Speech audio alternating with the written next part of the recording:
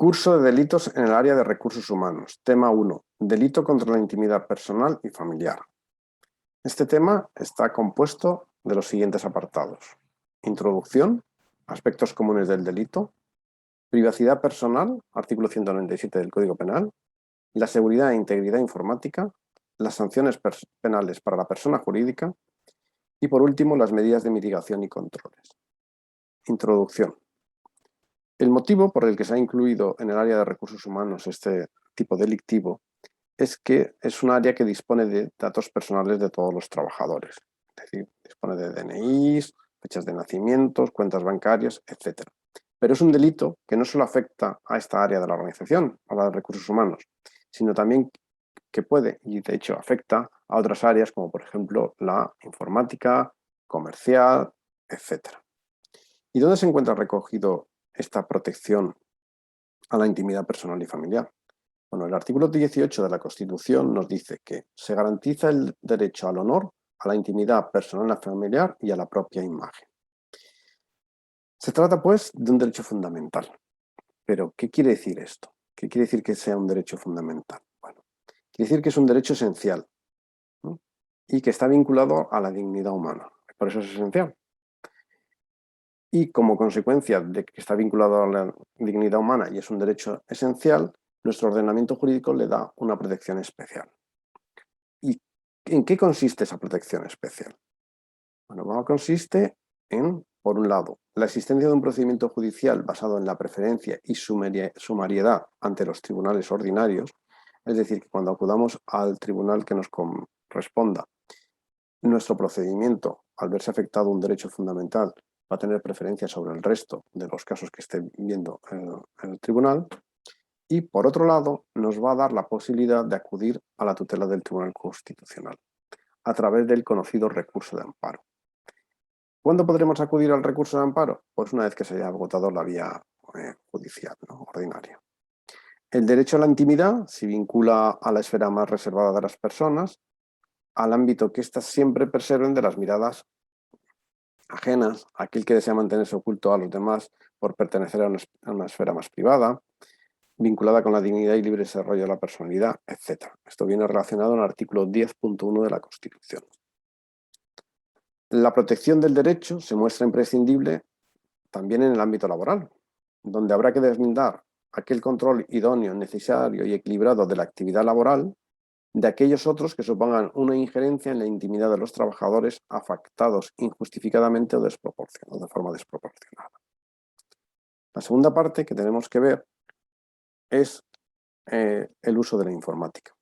El punto 4 de este artículo 18 de la Constitución dice: la ley limitará el uso de la informática para garantizar el honor y la intimidad personal y familiar de los ciudadanos y el pleno ejercicio de sus derechos.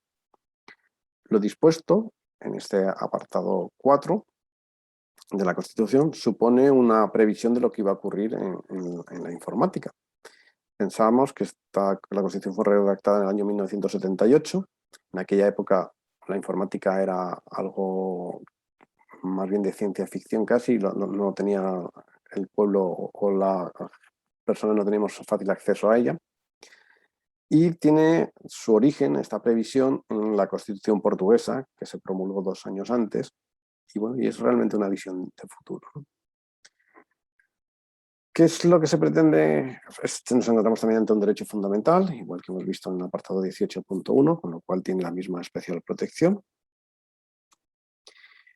Y lo que se pretende con este derecho fundamental de la protección de datos es garantizar a la persona el control sobre sus datos, cualesquiera datos personales, y sobre su uso y destino, para evitar el tráfico ilícito de los mismos, o lesivo para la dignidad y los derechos de los afectados.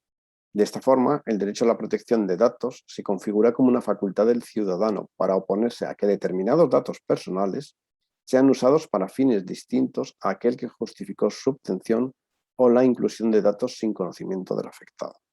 Esto es muy importante porque es lo que nos da a nosotros un soporte físico para cuando hay datos que no queremos que otras personas usen, pues podemos apoyar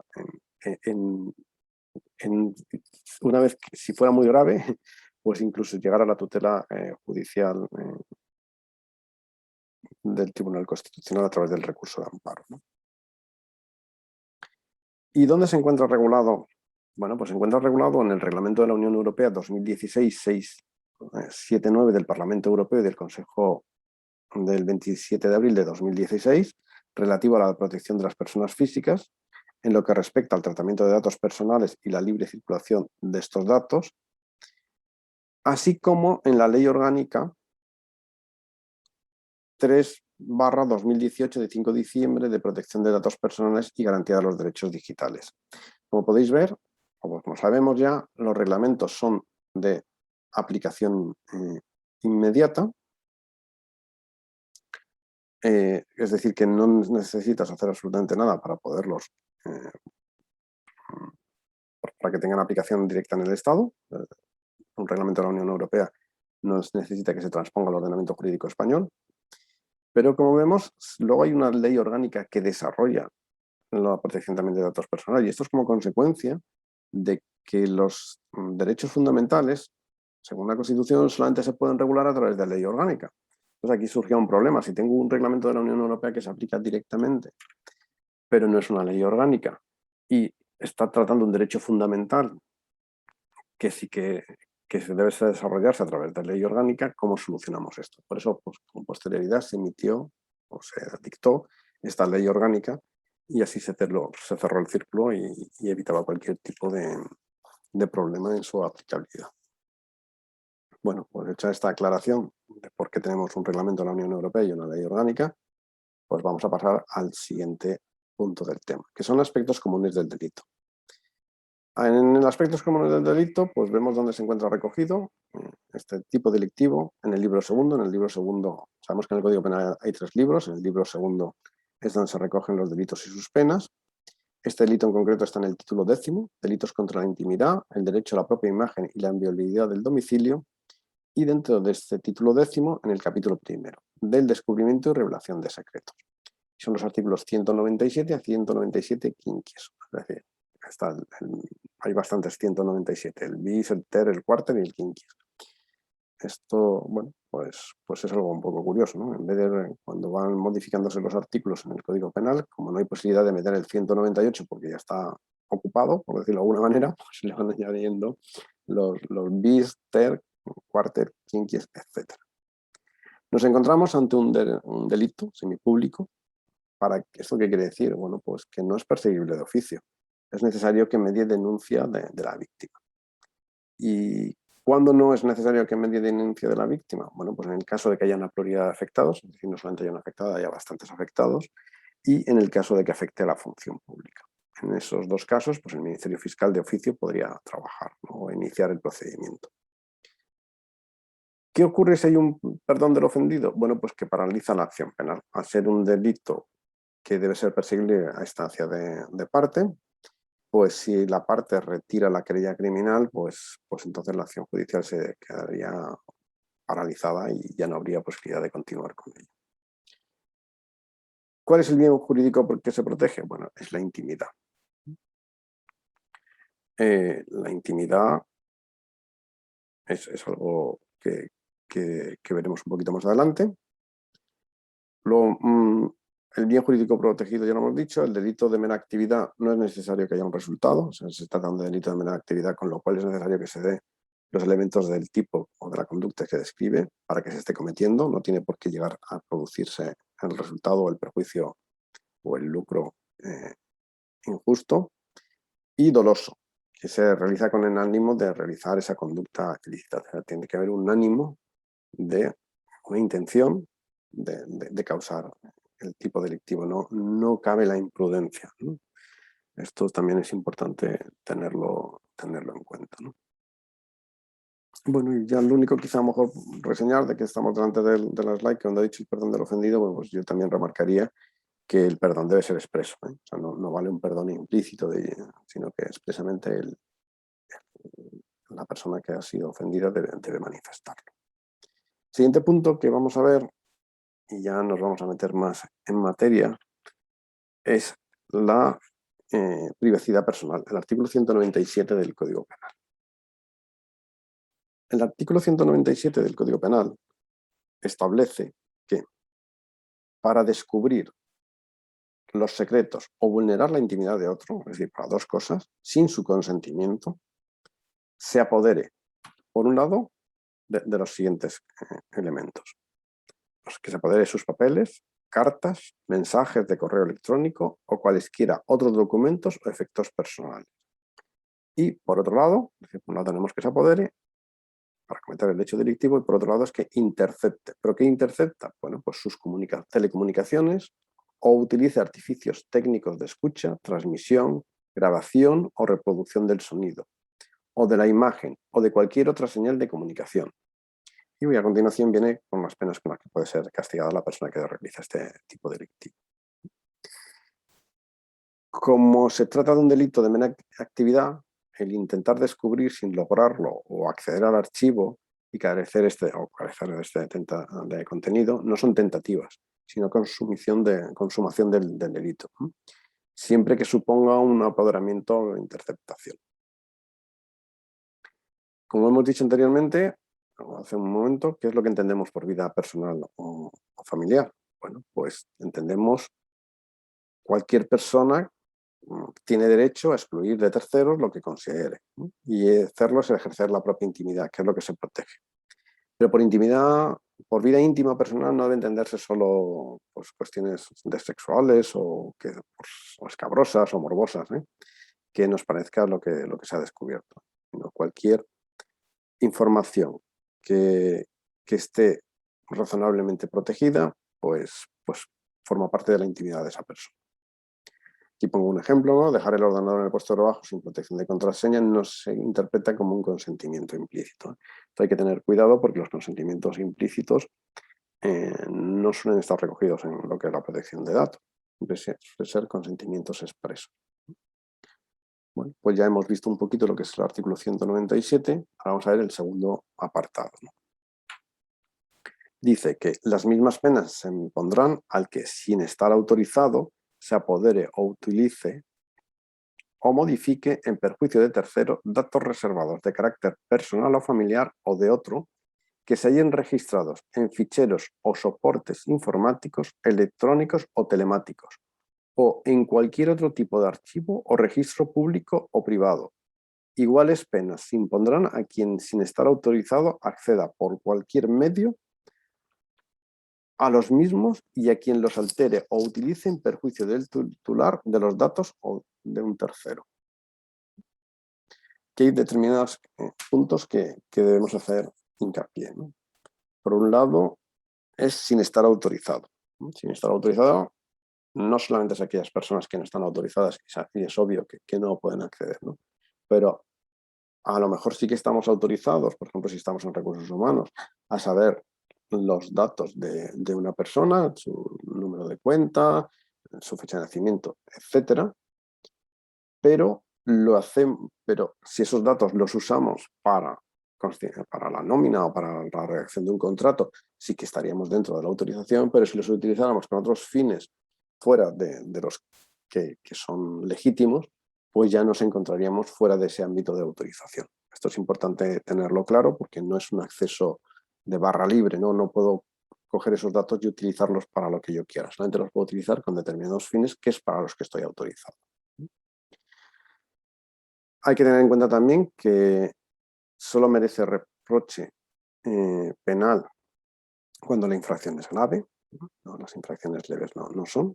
Pues, por ejemplo, y aquí tenemos varios ejemplos, ¿no? Uno, que el médico que consultó el historial clínico de compañeros sin consentimiento. Sabemos que los datos médicos son altamente sensibles, así lo considera la legislación. Funcionario de la Tesorería de la Seguridad Social que utilizaba las claves de las que disponía para el desempeño de su puesto de trabajo para otras funciones, tales como facilitar datos a empresas, trabajadores, cotizaciones, lo que yo acabo de comentar hace un momento. Estás autorizado para usar para obtener esos datos o para tramitar esos datos, pero con un fin, no para todos los fines que uno quiera, ¿no? O, y este es más goloso a lo mejor para determinadas personas, pues policía que eludía el pago de sus sanciones de tráfico, ¿no? Valiéndose del acceso que tenía a la base de datos policial. Hay que tener en cuenta también que el perjuicio no debe ser necesariamente evaluable económicamente. sino que puede ser que ponga en peligro otras, o que haya otros tipos de consideraciones que no tienen que ser únicamente las económicas. Puede haber otro tipo de perjuicios que también estarían incluidos, ¿no?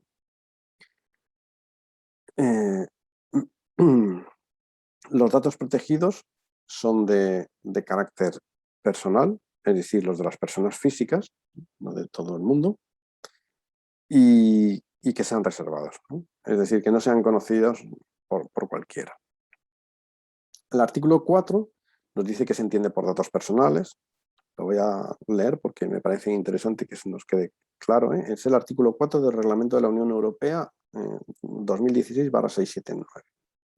Toda información sobre una persona física identificada o identificable, primera persona física, no jurídica. Se considerará persona física identificable toda persona cuya identidad pueda determinarse directa o indirectamente, en particular mediante un identificador, como por ejemplo un nombre, un número de identificación, datos de localización, un identificador en línea o uno o varios elementos propios de la identidad física, fisiológica, genética, psíquica, económica, cultural o social de dicha persona. Bueno, pues yo creo que con esto más o menos nos podemos hacer un poco una idea de lo que nos viene a decir este artículo, ¿no? Protección de la seguridad en la información, bueno, pues que se cometan, eso es un tipo más agravado, pues cuando se cometan por las personas encargadas o responsables de los ficheros, soportes informáticos, electrónicos o telemáticos, se lleven a cabo mediante la utilización no autorizada de datos personales de la víctima, datos reservados que hubiera cedido o relevado a terceros. Datos protegidos especialmente sensibles. Esto sí que me parece importante remarcarlo para saber cuando nos encontramos ante una agravación de la pena, ¿no? Tenemos la ideología, la religión, creencia, salud, origen racial o vida sexual, o que la víctima fuere menor de edad o una persona con discapacidad. En estos casos tendremos unas penas más agravadas y bueno, son datos que si nuestra empresa o tratamos con ellos los tuviera, pues debemos prestar muchísimo cuidado de no estar infringiendo el Reglamento de Protección de Datos o la Ley Orgánica y, por ende, que no sea lo suficientemente grave para que sea constitutivo de delito. El artículo 197, apartado séptimo, nos dice que será castigado con una pena de 3 meses a 1 año o multa de 6 meses a 12 meses el que, sin la autorización de la persona afectada, difunda, revele, ceda o a terceros imágenes o grabaciones audiovisuales de aquella que hubiera obtenido con su anuencia en un domicilio o en cualquier otro lugar fuera del alcance de mirada de terceros, cuando la divulgación menoscabe gravemente la intimidad personal de esa persona. Y lo que nos podemos preguntar es ¿y qué se entiende por la mirada de terceros y su alcance? Bueno, pues lo que debemos entender es que no está dentro de, o debe limitarse el alcance de la vista y del oído a aquello que podemos ver sin la utilización de, o ver o oír sin la utilización de ningún tipo de instrumento adicional, ¿no? Pues, por ejemplo, unos amplificadores, unos prismáticos, etc. Si está fuera de ese alcance, es decir, que no lo podemos ver ni oír, pues estaría protegido por esa intimidad. Si para ver lo que hacen tuviéramos que acudir a estos instrumentos, pues ya no estaría, ¿no? El cuarto punto que vamos a ver ahora es la seguridad e integridad informática.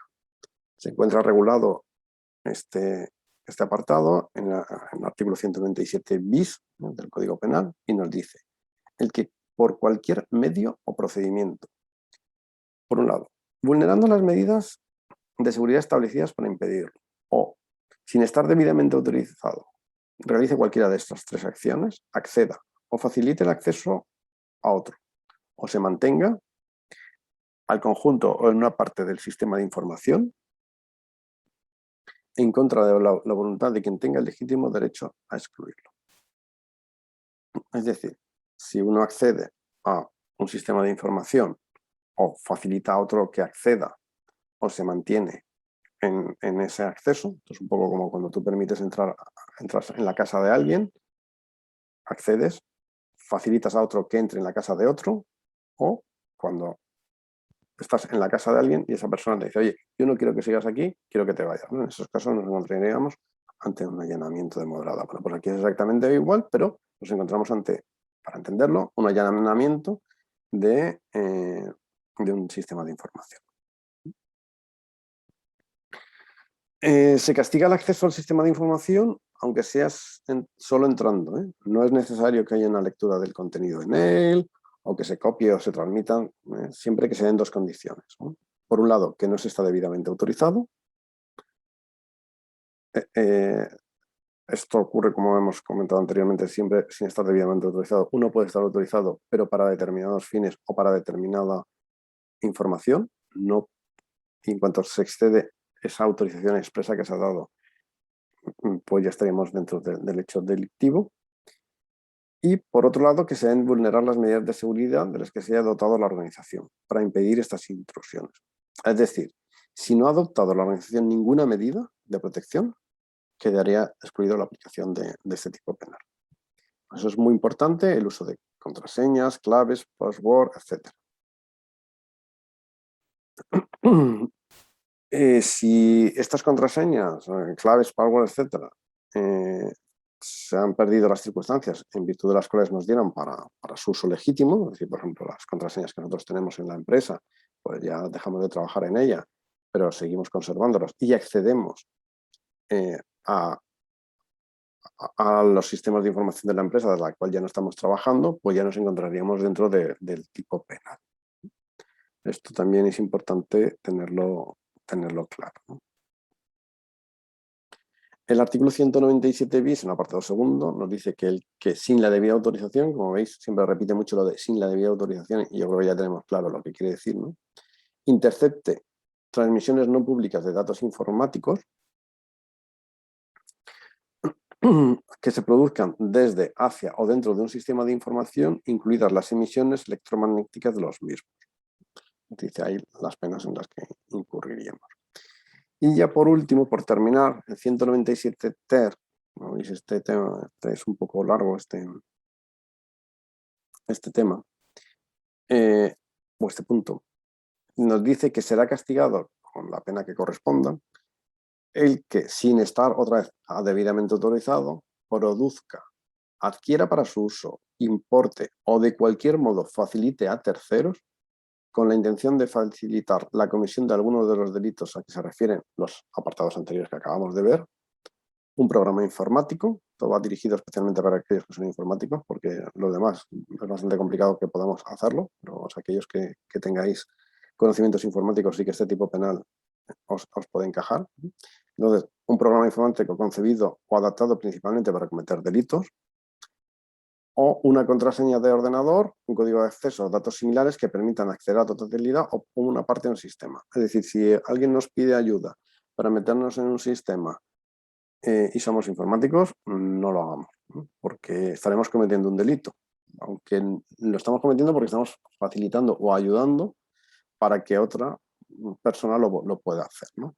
Y eso pues nos va a conllevar unas penas en fin, que creo que no merecen la pena, ¿no? En este caso las penas, aunque no se ha reflejado, pues sería pena de prisión de 6 meses a 2 años o multa de 3 a 18 meses, ¿no?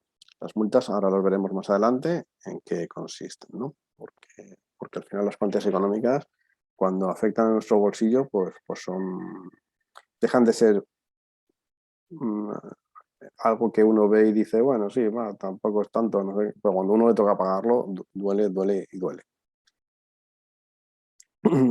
Y bueno, y vamos a hablar de lo que son las sanciones penales en la persona jurídica. Las sanciones en la persona jurídica se encuentran recogidas en el artículo 197 cuarter y 197 quinquis. Pero vamos a centrarnos en lo que es, esto lo podemos ver en el Código Penal o en el propio tema que tenemos de desarrollo, pero ¿qué es la pena multa, ¿no? O sea, muchas veces vemos una pena multa y no sabemos lo que es, ¿no? Bueno, pues una pena multa es una sanción pecuniaria, ¿no? Una sanción pecuniaria quiere decir que exige el pago en dinero. Normalmente se impone el sistema de días multa. Y para las personas jurídicas, lo máximo que puede tener, o la extensión máxima de esa pena multa, son 5 años. Para que entendamos esos 5 años cómo se computan, hay que tener claro que los meses son de 30 días y los años de 360 días. Es decir, lo más que puede una persona jurídica en días tener como pena multa sería 360 por 5. No sé qué importe da, pero por lo que corresponda, creo que son 1.800, si no me equivoco. Eso sería en número de días la pena más grave que podría tener en pena multa una persona jurídica. Y la cuota diaria oscila entre los 30 euros y los 5.000. Por tanto, la pena máxima que podría tener una persona jurídica sería los 1.800 días que hemos calculado, de 5 por 360, por 5.000 euros. O sea, 1.800 por 5.000 euros, con lo cual pues, nos debe dar una cifra pues, bastante elevada, ¿no? En total, a mí me salían 9 millones de euros, si no hay equivoco. El pago, bueno, el tribunal puede autorizar que el plazo se haga, pues que se financie, vamos, que se haga a plazos, ¿no? Pero no puede exceder más de 2 años, o sea, tendríamos 2 años para pagar esa pena multa, y esto es algo que puede autorizar el tribunal y tiene que haber un motivo, una causa razonada, o sea, no es algo automático. Y bueno, y esto es lo que principalmente quería decir con relación a las penas, ¿no? Bueno, el artículo 33, apartado 7 del Código Penal, pues recomiendo que lo leáis, ya lo hemos visto en otros cursos y no voy a incidir más en él, pero sí es muy importante verlo, porque son las penas que las cosas pueden encontrar una persona jurídica, es decir, una empresa, una organización, y conviene saberlo para saber la importancia que tienen los modelos de sistemas de gestión de compliance penal, modelos de organización y gestión, o los sistemas de gestión de compliance penal, como te llama la UNE 19.601, para evitar la comisión de estos hechos delictivos y en el supuesto de que se hagan, de podernos acoger a la eximente que viene recogida en el artículo 31 bis del Código Penal. ¿Qué medidas de mitigación y controles podemos encontrar para que la comisión de los hechos delictivos? Bueno, en el tema vienen unas medidas que no las voy a repetir aquí, pero sí que me interesa, y esto es importante sobre todo para aquellos que hacéis la materia de riesgos y controles, o la parte que sea solamente del área laboral, que lo tengáis claro, porque muchas veces no es claro, ¿no? Uno, cuando realiza una actividad, pues como consecuencia de la actividad que realiza, tiene un riesgo inherente. Uno va con el coche, pues tiene una serie de riesgos por la actividad que uno realiza, ¿no? Puede atropellar a una persona, puedes hacer daños materiales, puedes infringir normas, etc. Eso es el riesgo inherente de la conducción. En una empresa ocurre exactamente igual. Por realizar esa actividad en la empresa, puede vulnerar normas, puede afectar al medio ambiente, puede afectar al área laboral, etc. Para evitar esos riesgos que acabamos de ver, como consecuencia de la actividad, uno puede poner controles que mitiguen o dificulten que esos riesgos se materialicen. Por ejemplo, si uno va en el coche y tiene un limitador de velocidad a 120, pues ya estoy poniendo un control porque si me despisto y quiero ir a 130, 140 no voy a poder porque no me lo va a permitir el limitador que he puesto, ¿no? Bueno, pues como consecuencia de ello, el riesgo residual que me quedaría de exceder el límite de velocidad en autovías o autopistas, pues sería muy bajo porque ya sería bastante difícil que lograra sobrepasar ese límite de velocidad. Con las empresas ocurre exactamente igual. Si yo ese riesgo que tenía mi actividad le pongo una serie de controles, como por ejemplo, implanto un sistema de gestión de compliance penal o doy formación a todos los miembros de la organización para que tengan conciencia de los tipos delictivos y de cómo quiero que se trabaje en mi empresa, pues ese riesgo de cometer esos ilícitos pues va a ser mucho más bajo. Esto es importantísimo, ¿no? Yo he visto muchas matrices de riesgos, las cuales al final no saben ni el riesgo que tenía la empresa, ni los controles que le han aplicado, y el riesgo residual que quedaba. Si yo no sé el riesgo inherente, no puedo aplicar controles, porque no sabes si esos controles serán eficaces o no serán eficaces.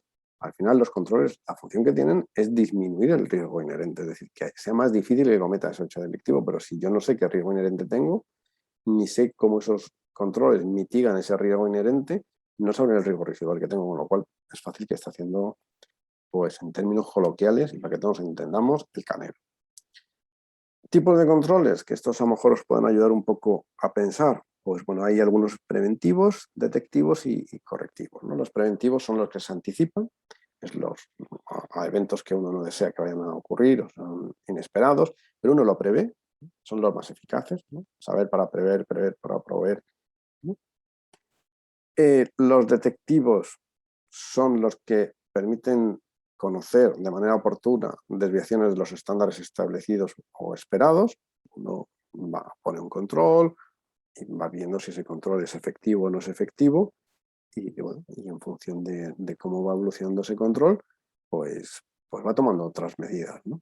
Y luego, por último, ya pues los correctivos, ¿no? Es decir, cuando se ha producido un hecho, una situación no deseable, pues dices, bueno, ahora vamos a ver cómo lo podemos solucionar para mitigar lo que ya ha ocurrido y evitar que en el futuro vuelva a suceder. Pues con esto habremos terminado ya el tema 1 del delito contra la intimidad personal y familiar. Espero que os haya resultado útil y nos vemos, o mejor dicho, nos oímos en el tema 2.